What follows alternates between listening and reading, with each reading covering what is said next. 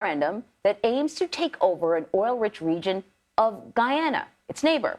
It's unclear exactly how many people actually voted, though, but both countries do have a long-running border dispute. That's right. The Guyanese president, therefore, is calling on Venezuela to respect the process of the International Court of Justice as it reviews the land dispute matter.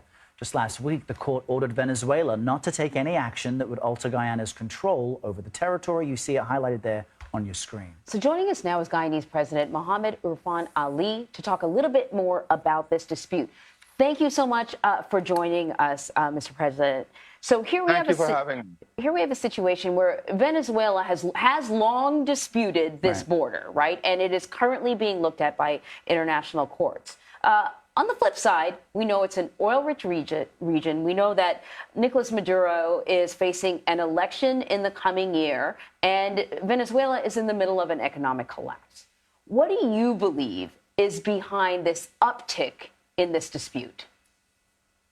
Well, first of all, I want to make it very clear that the borders were settled in 1899.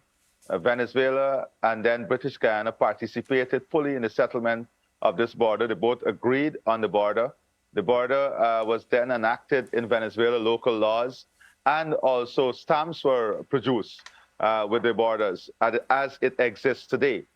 When we were about to get independence, Venezuela raised a controversy and the Geneva Agreement was entered into. In that agreement, it provided that if the controversy could not have been settled between the parties, then the United Nations Secretary General would determine the mechanism to settle that. And the mechanism that was determined by the United Nations Secretary General was the ICJ. And that is where we believe this matter must be settled. But as you rightfully said, Venezuela is faced with many challenges, political challenges, democratic challenges, and challenges within its society itself. Many believe that this is a distraction to what obtains in Venezuela now, but we are taking this very seriously because of the narrative that is coming out of Venezuela, the threat that comes out of Venezuela.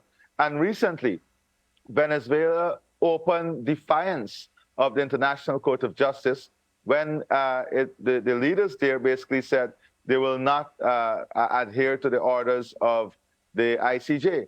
Now, this is an important issue for us in this region because we want this region to remain a zone of peace. We want this is an important part of the Western Hemisphere. Well, Mr. President, apologies for the interruption, but on your point, considering that Venezuela really isn't recognizing the ICJ, you're saying let it settle the dispute.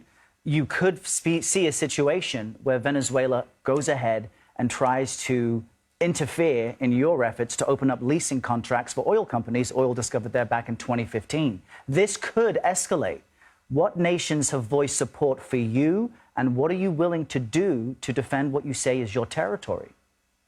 So let me just make a correction. Venezuela is saying that they will not participate, but Venezuela has already participated in the process at the ICJ because Venezuela went twice to the ICJ on the issue of jurisdiction, and the ICJ ruled against Venezuela, saying that the ICJ has jurisdiction to look at this matter.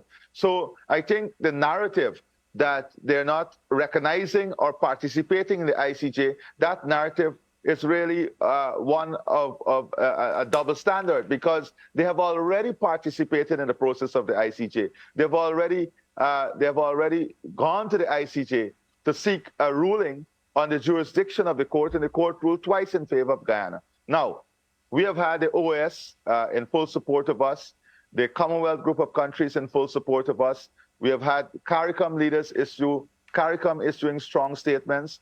And we have had various leaders across the globe. I've been reaching out because our first line of defense is diplomacy. And we've been reaching out to leaders. The U.S. is strong support of Guyana. And also countries, India, we have raised this with India. We have even raised this with Cuba, countries that have a very close relationship with Venezuela, so that they can encourage Venezuela to do what is right and to ensure that they do not act in a reckless or adventurous manner that can disrupt the peace within the zone. But we are also preparing for the worst case scenario. We are preparing with our allies, with our friends, to ensure that we are in a position to defend what is ours that's secure. So, Mr. President, just to piggyback off of Errol's question, what does that mean? What does that mean, putting yourself in a position to defend your borders?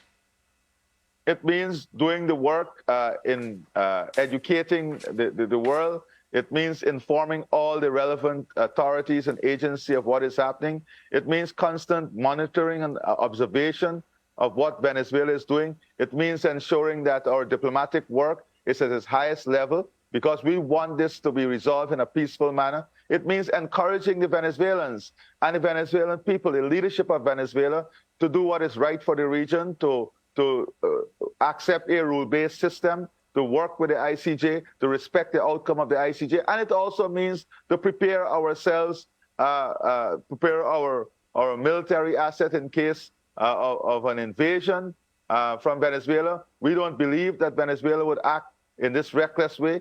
But if they do act in this reckless way, we are already cooperating with friends within the region. Mm-hmm. We have defense cooperation with the United States of America. We are working closely with Southcom. So we are doing everything, first of all, to ensure that the zone remain a zone of peace, and to encourage Venezuela to do what is right and to abide by international norms and international law. Well, Mr. President, we want to emphasize that point, that you want to see a peaceful resolution to this. We all know people from Guyana and Venezuela and want to see this region of the world remain peaceful. We appreciate you joining us on CBS News today to discuss this important issue. Mr. President Mohammed Irfaan Ali, thank you for your time. Thank you very much. All right, here's a quick look at what's on deck.